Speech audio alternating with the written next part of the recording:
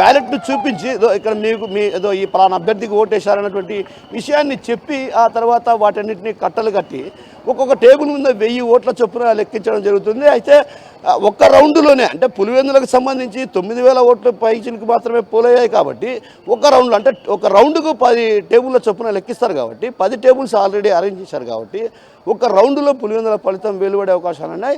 ఒంటిమిట్టగా అయితే 2 రౌండ్లలో అంటే మధ్యాహ్నానికి అటు పూర్తి స్థాయిలో ఎన్నికల ఫలితం వెలువడే విధంగా అధికారులు ఇక్కడ పటిష్టమైనటువంటి ఏర్పాట్లు చేయడం జరిగింది. అంటే ఇప్పుడు అక్కడ పరిస్థితి చూస్తున్నా, మీరు చెప్పిన దాన్ని బట్టి చూస్తున్నా ఖచ్చితంగా టీడీపీలో ఆ కాన్ఫిడెన్స్ కనిపిస్తుంది, పరిణామాలు కూడా అలాగే ఉన్నాయి.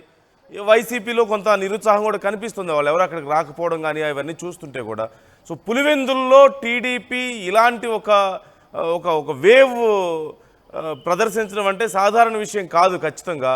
సో ఖచ్చితంగా గెలవబోతున్నారు అనే సంకేతాలు అయితే క్లియర్గా కనిపిస్తున్నాయి. నాయకుల్లో కాన్ఫిడెన్స్ కూడా అలాగే కనిపిస్తుంది.